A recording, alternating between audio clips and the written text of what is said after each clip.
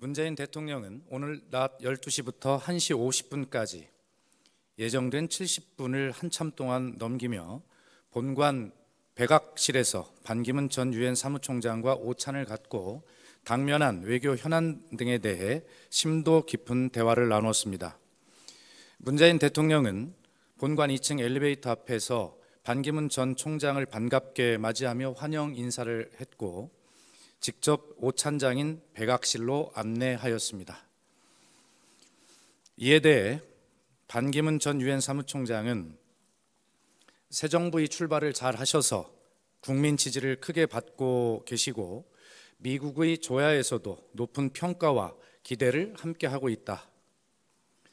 문재인 대통령은 어느 때보다도 한반도 상황 등 힘든 여건에 처해 있어서 잠 못 이루시는 밤이 많으시겠지만 지금 국민의 지지도 높고 잘하고 계시다고 생각한다.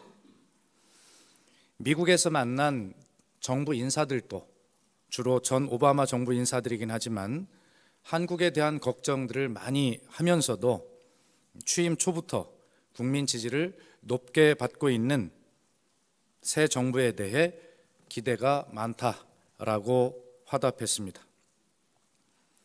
문재인 대통령은 국내 정치는 소통을 하면서 풀어가면 되지만 외교 문제는 걱정이고 또 당면 과제이니 총장님께서 경험과 지혜를 빌려주셨으면 좋겠다라고 청했습니다.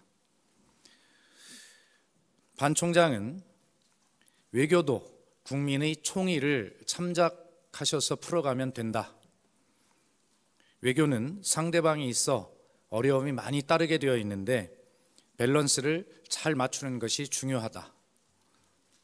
국가 간에 발생한 현안은 현안대로 풀고 또 다른 부분도 함께 풀어가야 하는 것이 국가가 할 일이다 라고 말했습니다.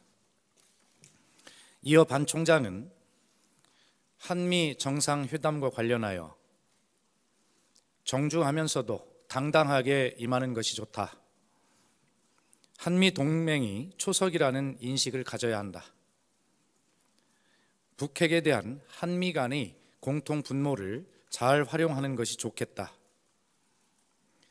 북핵 문제를 포괄적, 단계적, 근원적으로 풀어가겠다는 문재인 대통령의 철학은 미국과 같은 입장이다. 또 반 총장은 북한 문제와 관련하여도 초기에는 미국과 긴밀히 협의하면서 북한의 원칙적 자세를 보여주는 것이 중요하다. 최근 새 정부 출범 이후 두 번의 NSC 상임위원회 성명을 보니 매우 적절한 수준이어서 잘 하셨다는 생각이 들었다. 그러나 또한 대북 관계의 물꼬를 트는 일도 중요한데 이는 이산가족 상봉과 같은 인도적 접근, 평창 동계올림픽을 계기로 활용하는 등 비교적 이견이 적은 비정치적 방법들을 활용하는 것이 좋다고 본다라고 조언했습니다. 반 총장은 주요 해외 언론과의 인터뷰를 잘 활용하여 문재인 대통령의 생각을 세계에 널리 알리는 것도 중요하다라고 조언하고 유엔 사무총장 재직 시 자신이 역점적으로 추진했던 지속가능 발전을 언급하며 문재인 대통령의 노후 화력발전소 셧다운 지시를 고맙게 생각한다고도 말했습니다. 또 이제는 유엔 차원의 지속발전 가능이 한국의 지속 가능한 발전으로 역할할 수 있도록 새 정부에서 대통령이나 총리가 이 분야를 종합 관장하는 컨트롤 타워를 만드는 것이 어떠냐라고 하는 정책 제안도 적극적으로 하였습니다. 마지막으로 문재인 대통령은 앞으로도 새 정부의 외교정책 수립과 외교 현안의 해결에 많은 조언을 부탁드린다라고 정중하게 요청했고 반 총장은 대통령님의 말씀이 계시지 않아도 연설이나 세미나 등을 통하여 이런 입장을 널리 전파하고 있고 언제든 대통령님과 새 정부의 자문 요청에 기꺼이 응하겠다 라고 화답했습니다. 오찬이 끝나고 백악실 앞에서 인사를 나누자는 반 총장의 인사에도 불구하고 문재인 대통령은 직접 1층 현관 앞까지 나가 반 총장을 배웅했습니다.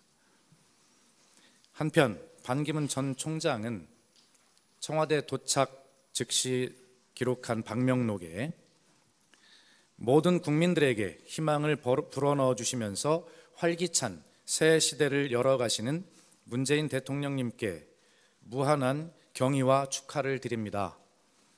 국제사회에서의 대한민국의 위상을 드높이시고 한반도의 평화통일 달성에 큰 위협을 이룩하시기를 기원드립니다. 2017년 6월 2일 반기문이라고 적었습니다. 이상입니다.